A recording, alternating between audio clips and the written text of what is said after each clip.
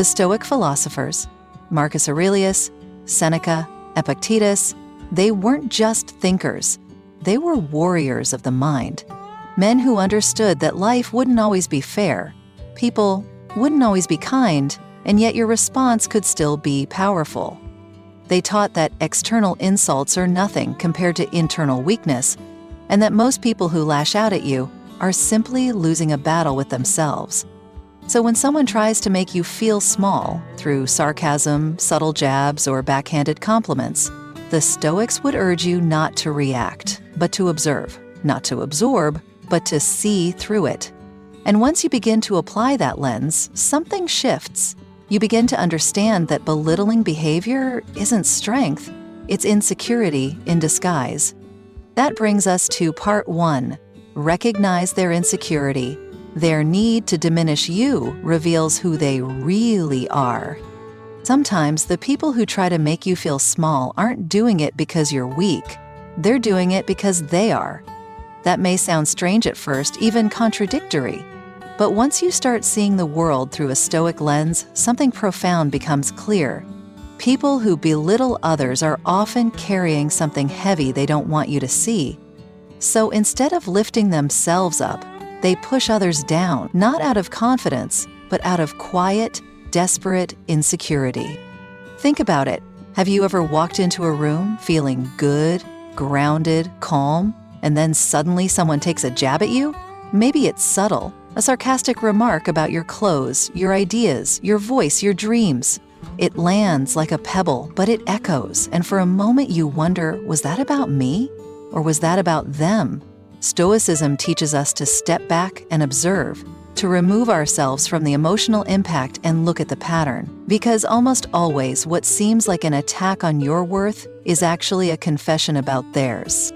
Marcus Aurelius said, "When another blames you or hates you or people voice similar criticisms, go to their souls, penetrate inside and see what sort of people they are. You'll realize there is no need to be racked with anxiety that they hold any particular opinion about you." This isn't just advice, it's a practice. When someone tries to make you feel less than, go deeper. Ask, what's behind this need to cut me down? What fear are they hiding? What insecurity are they trying to project? I remember a guy I used to work with, let's call him Brian. Every time someone shared a win, Brian had a way of making it smaller. If you said you were excited about a promotion, he'd say, "Yeah, but let's see if you can actually handle it." If you shared an idea in a meeting, he'd smirk and say, "That's been done before." At first I took it personally. I wondered if I was coming off arrogant. I questioned whether I was oversharing. But over time, I realized Ryan wasn't reacting to me. He was reacting to his own lack of progress. My confidence made him uncomfortable because it reminded him of what he hadn't done. My growth mirrored his stagnation, and instead of taking that as fuel to rise, he turned it into a weapon to diminish. And that's what people often do. When they don't know how to climb, they try to pull others back down, not because you're high up, but because they refuse to move. Their comments aren't about your light, they're about their shadows. And once you begin to see that, everything changes. You stop absorbing the poison. You stop making it about you. So how do you recognize insecurity in someone who tries to make you feel small? First, watch their timing. Do they belittle you when you're excited, when you're shining, when others are listening? That's a clue. Second, listen to the tone beneath the words. Sarcasm, passive aggressiveness, backhanded compliments, these are often insecurity in disguise. And third, look at their patterns. Is it just you they do this to? Or everyone around them who shows strength, joy, or clarity? Once you see the pattern, you don't need to respond with anger. You don't even need to defend yourself. You simply stop giving them power. You understand that their words are not mirrors, they're projections. You don't internalize them. You don't shrink. You stay centered. Because a person who truly respects themselves has no interest in making someone else feel small. And someone who does? That's someone still fighting their own inner war. Your job is not to fix them. Your job is to stay anchored in your own truth, to keep showing up fully, loudly, quietly, authentically, whatever feels right to you, because your light isn't too much. Their insecurity is too loud. And when you remember that, when you choose to rise above the noise instead of reacting to it, you don't just protect your peace, you reclaim your power. And that's the first step to never letting anyone make you feel small again. Part 2. Stay unshaken by their words, the power of not reacting. Once you begin to recognize that most insults are projections, the next step is even more powerful, choosing not to react. Because recognizing the attack is only part of the mastery. True strength lies in refusing to let it move you. And that's where most people struggle. Not because they're weak, but because we've been conditioned to believe that silence is submission. That if we don't fight back, we've lost. But Stoicism teaches something entirely different. That the most powerful person in the room is not the one who speaks first. It's the one who remains unshaken. The Stoics weren't emotionless. They were emotionally disciplined. They didn't ignore insults because they didn't feel them. They ignored them because they chose peace over performance. Epictetus said, "If someone succeeds in provoking you, realize that your mind is complicit in the provocation. That's not blame. It's a reminder of your agency. You get to decide what lives inside your mind. You get to choose what words take root. You get to determine if someone's insult becomes your inner dialogue or gets discarded like background noise." Let's be honest.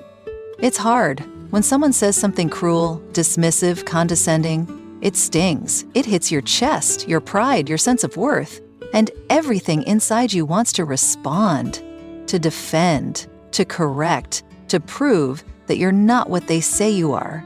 But here's the truth. When you respond, you validate their attack. You confirm that it landed. You let them know they touched something sensitive, and that information, that's power in the wrong hands. I once knew someone who had mastered this art. Her name was Naomi. She worked in a high-pressure environment with big egos, constant criticism, and passive-aggressive comments flying in every direction. But Naomi was calm. Not cold, calm. I remember one moment in particular. A colleague publicly challenged her intelligence in a meeting. The room got tense. Everyone turned to her, expecting a comeback. Naomi simply smiled, looked the person in the eye, and said nothing. Absolutely nothing. Just calm eye contact. And then she continued with her work as if the comment never happened. That silence, it was louder than any argument. It was dignity in motion. And that moment changed the way I understood presence. She didn't win by reacting. She won by refusing to play. So how do you stay unshaken when someone uses words to try and bring you down? First, breathe. Before you say a word, before your face changes, before your body tenses, inhale slowly. Exhale with control. Your breath is your anchor. Second, detach emotionally. Don't evaluate the insult, evaluate the intention. Was it meant to harm? Was it rooted in truth or just pain being thrown in your direction? If it's not true, let it go. If it is true, let it teach you, not break you. And third, respond with stillness. Not every statement deserves your voice. Sometimes the most powerful reply is the one you never give. People who try to hurt you with words want to see the impact. They want to see your shoulders drop, your eyes lower, your tone shift. Don't give them the satisfaction. When you stay still, when your energy doesn't budge, it unsettles them. Not because you're being disrespectful, but because they don't know what to do with someone they can't control. Staying unshaken doesn't mean you're indifferent. It means you're in charge. You're not cold, you're composed. You're not ignoring, you're transcending. And in that place, in that calm center where nothing rattles your identity, you become untouchable. Not because no one will try to hurt you, but because they'll fail every time they do. Let them throw words. Let them test your peace. Let them try. But stay still. Stay grounded. Stay bigger than their noise. Because in that silence, they'll hear the truth. You can't be moved by opinions that don't define you. Part 3. Respond with indifference. the art of showing you're unbothered. There's something unsettling about a person who simply does not react. Not out of apathy, not out of weakness, but out of calm, calculated indifference. A person who hears the insult, sees the provocation, watches the attempt to disrupt, and doesn't flinch. Doesn't fold, doesn't even blink. That kind of composure is disarming, because it sends a quiet but undeniable message: you don't have that kind of power over me. Most people are addicted to attention, both giving it and receiving it. They react because they're wired to respond. But when you break that loop, when you practice restraint in the face of disrespect, you step into a level of power most people never touch. You stop giving energy to things that don't deserve your energy, and that's when you become dangerous, in the best way. The Stoics believed in this kind of power. Not flashy, not loud, but steady, measured, intentionally unmoved. They taught that to be truly free, you must not be governed by your environment or by the behavior of others. A man is not hurt by what others say or do, said Marcus Aurelius, unless he chooses to be hurt. That's what indifference is. It's not denial. It's not suppressing your emotions. It's choosing not to place value where there is none. Let me tell you about a friend of mine, Daniel. He used to get triggered by everything: a look, a tone, a passive-aggressive email. He'd spend hours replaying conversations in his head, crafting the perfect comebacks, reliving slights that others forgot within minutes. And the worst part? It wore him down, his confidence, his focus, his peace. Until one day, he decided to stop fighting for people's approval. He stopped responding to every jab. He stopped defending himself against subtle attacks. And the moment he leaned into indifference, his peace returned. The people who used to target him lost interest. The comments stopped. And his energy? It went toward building his own life, not managing someone else's dysfunction. Indifference doesn't mean you don't care about anything. It means you've learned the difference between what's worth your emotional investment and what isn't. It's emotional minimalism, strategic detachment, and in a world that constantly pulls at your attention and your ego, it's one of the most powerful skills you can develop. So how do you practice true indifference when someone tries to make you feel small? First, ask yourself, is this worth my time, my mood, or my momentum? If the answer is no, drop it. No debate. Second, reframe the behavior. See their attempt for what it is, a cry for relevance, an expression of their own lack of control. Third, say nothing, literally. Silence is the ultimate statement. It says, this doesn't matter enough for me to break my stillness. It's not weakness, it's wisdom. And here's the secret. People hate to be ignored, especially when they've tried to provoke you.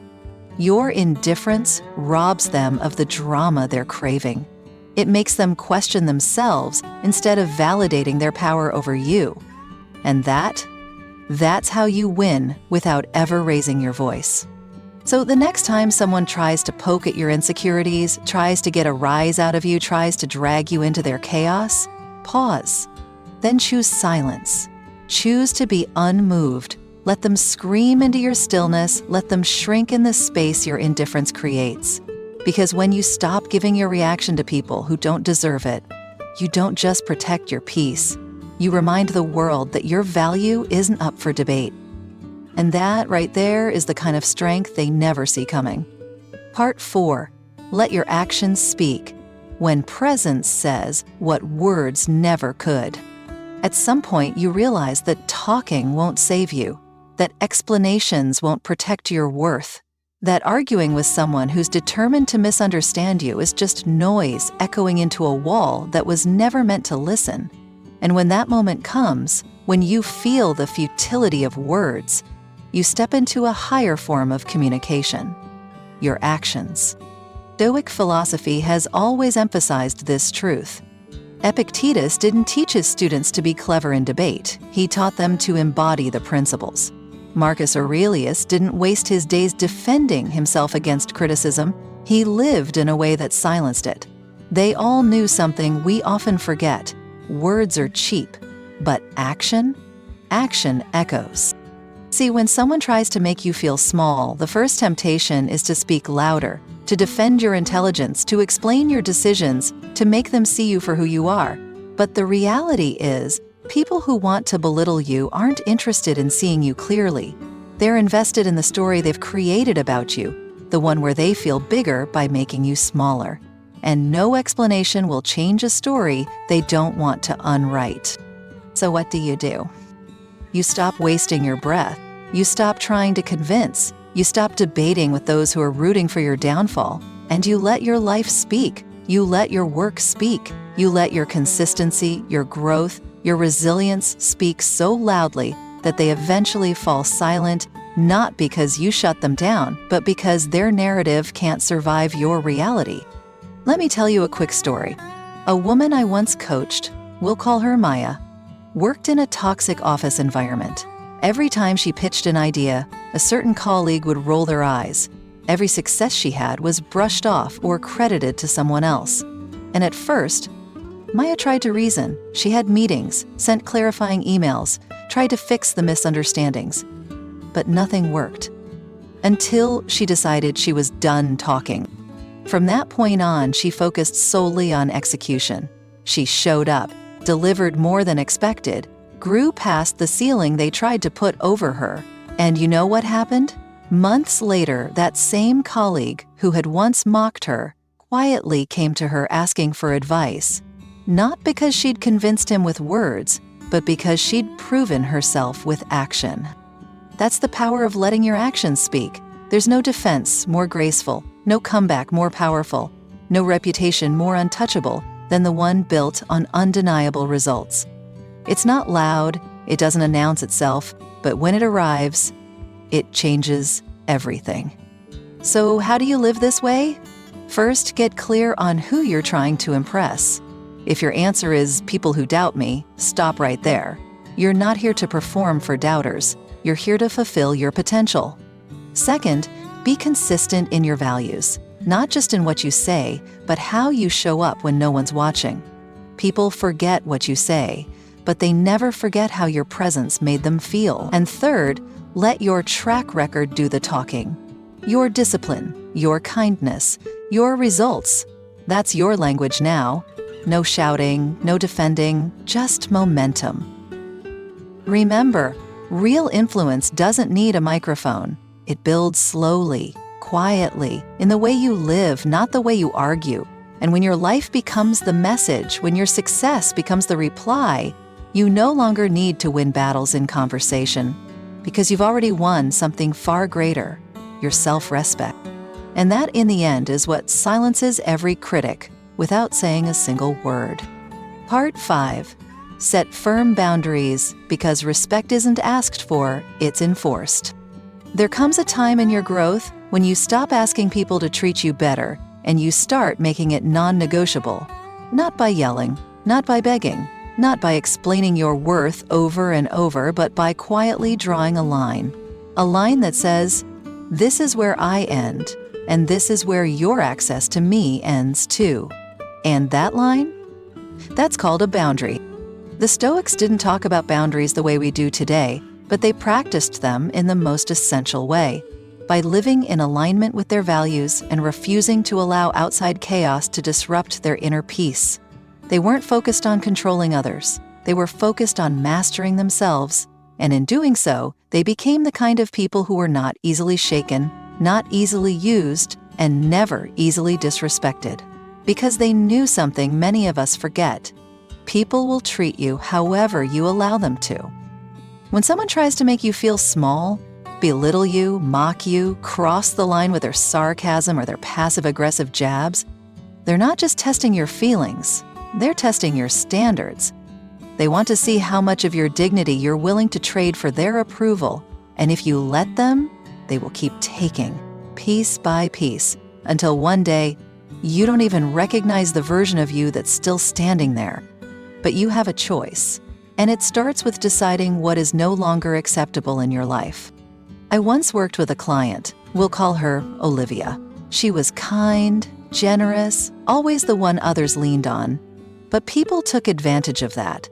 They spoke to her any way they wanted, asked for favors they'd never return, made jokes at her expense, and she'd smile, pretending it didn't bother her, until one day she cracked. Not with anger, but with clarity. She realized she had taught people how to treat her by never saying no, by always laughing it off, by making room for everyone, except herself. And that day she made a decision. From now on, anyone who crossed her boundaries would lose access, not because she was vengeful, but because she finally understood that protecting her peace wasn't selfish, it was survival. So how do you set boundaries without becoming hard or bitter? First, get radically honest about what hurts you. If a certain tone, behavior, or dynamic leaves you feeling disrespected, don't minimize it. Don't gaslight yourself into tolerating it just to keep the peace. Second, state your limits with calm clarity. You don't need to justify them, you don't need to apologize. Just say, "That doesn't work for me," or "I'm not available for that anymore." It's simple. And third, enforce it with your actions. The most powerful boundary is the one that doesn't need to be repeated. People may test it once. Let them see what happens when they do, not by exploding, but by stepping back, by disengaging, by removing your energy from any space that doesn't honor it. Here's the truth: setting boundaries will disappoint some people, especially the ones who benefited from your lack of them. But your job is not to keep everyone happy. Your job is to honor your worth, your energy, your time. Because you teach people how to treat you by what you tolerate. And the more you value yourself, the fewer explanations you owe. You don't need to raise your voice to reclaim your power. You just need to stop standing in rooms where you're not respected. And when you do, something beautiful happens. Your silence starts doing what your words never could. Part 6. Turn their negativity into fuel. Let their doubt feed your fire. There's a moment, sometimes quiet, sometimes sharp, when someone says something that cuts deeper than you expected. A comment, a look, a passive-aggressive remark that makes you question yourself. And it lingers. It follows you. And without meaning to, you start carrying it. But what if that very moment was your ignition? What if the words meant to shrink you could actually become the thing that lifts you higher? The Stoics believed that everything, yes, even adversity, could be used for growth. Marcus Aurelius wrote, "The impediment to action advances action. What stands in the way becomes the way." In other words, what was meant to stop you is actually the path forward. When someone tries to make you feel small, they don't realize they're handing you fuel. Not because their words are true, but because you've decided to alchemize their doubt into discipline, their mockery into movement, their resistance into resolve. And that mindset? That's what separates people who stay stuck from those who rise. To remember a man named Corey, soft-spoken, smart, never the loudest in the room, but he had ambition, and that made people uncomfortable. At his first job, his manager once told him, "You don't have what it takes to lead, you're too quiet, too reserved." Corey could have taken that personally, could have let it make him small.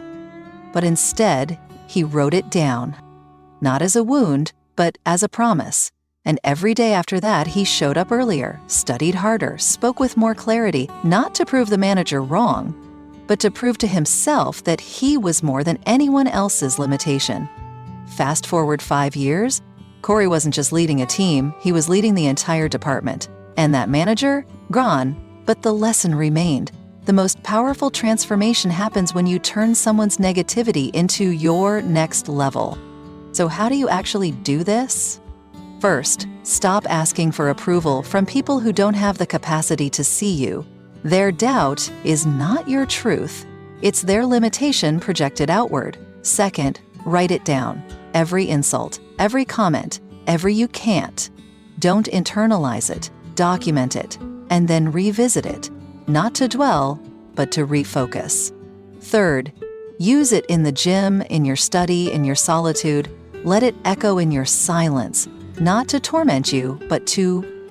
And remember this, their negativity is not a forecast, it's just noise. And noise only becomes reality if you stop long enough to believe it. But if you keep moving, if you keep building, if you keep rising, it fades. It shrinks. in the shadow of your progress. You are not what they say about you, you are what you choose to do in response. And if you respond with purpose, if you respond with fire in your chest and stillness in your spirit, there is no insult that can stop what's already in motion.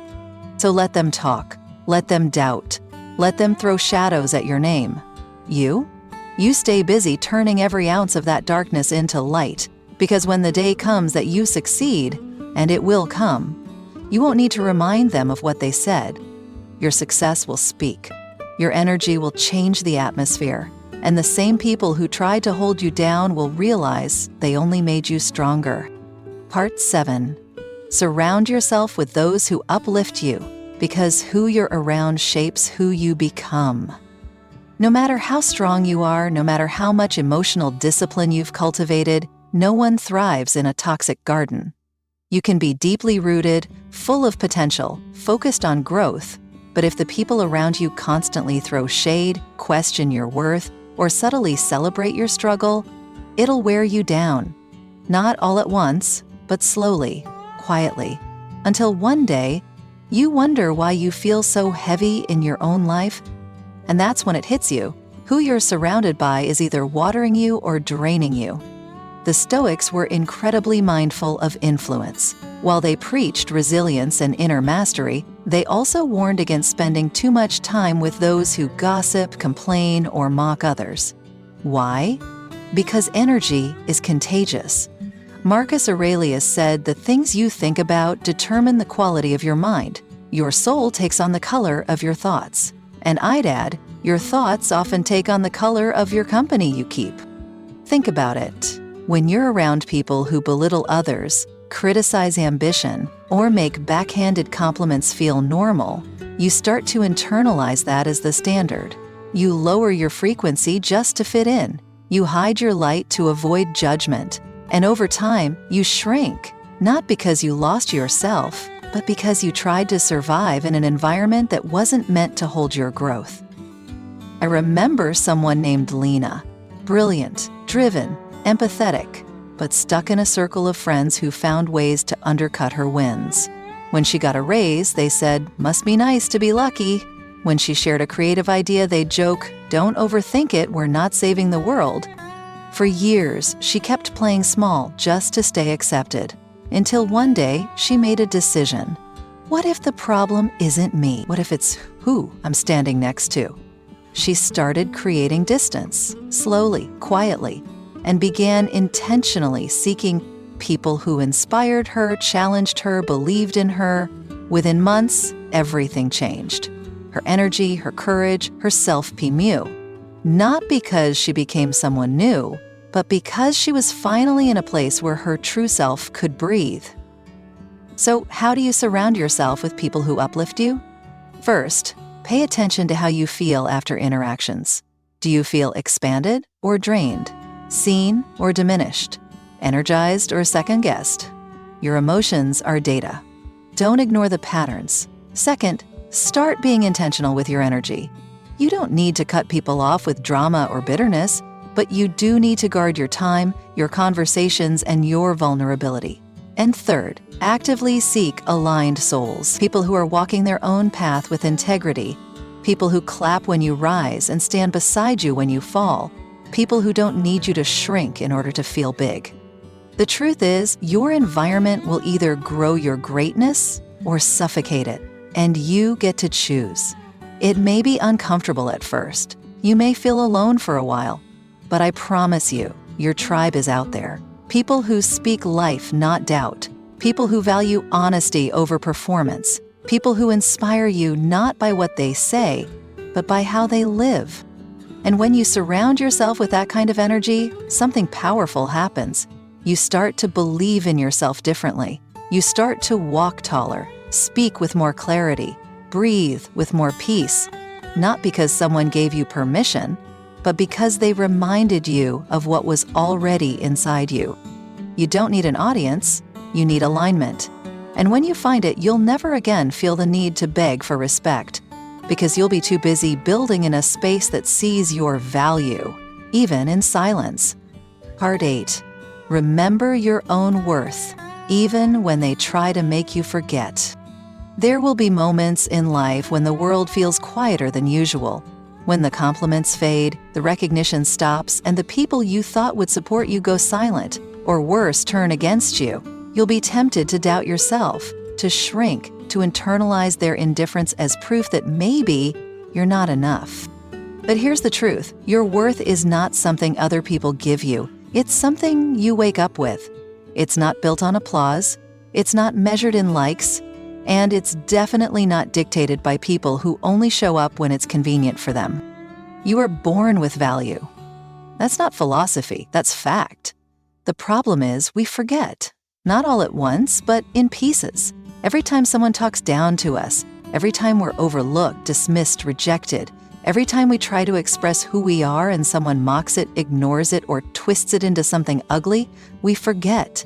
We dim our light, we question our voice, we hand pieces of our power to people who never earned the right to hold it.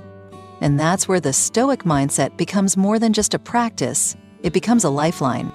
Marcus Aurelius, the emperor of Rome, had every title the world could offer, but he still wrote in his private journal, "The approval of the crowd means nothing. What matters is your own integrity."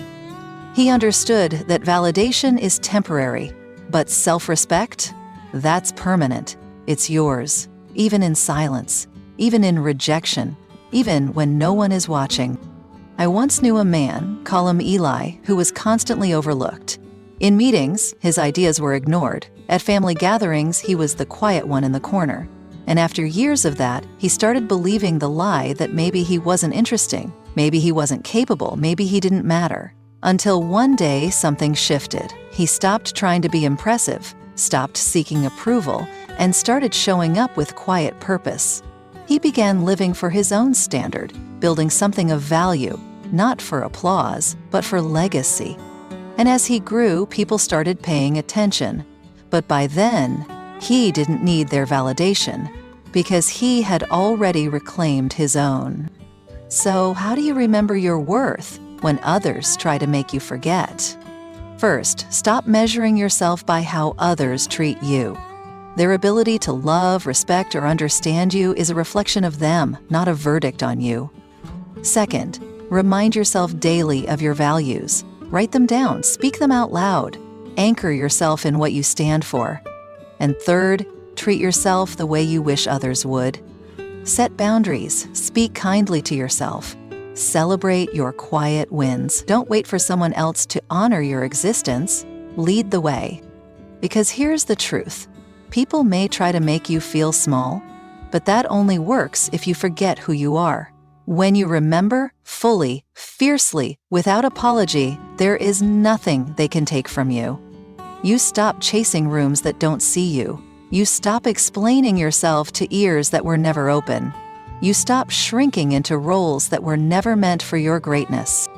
You stand tall, you speak less, you do more, and slowly power returns to your hands, not because someone gave it to you, but because you remembered you never lost it to begin with. So if you've been made to feel small, this is your reminder. You are not here to fit in someone else's version of you. You are here to rise, to expand, to walk in your truth. And if they can't handle your light, let them look away. But don't ever forget your worth, because even in silence, even in solitude, even when no one else believes in you, you are still enough. Thank you for listening, for growing, and for choosing yourself, especially when it would have been easier to shrink. Until next time, protect your peace and walk with purpose.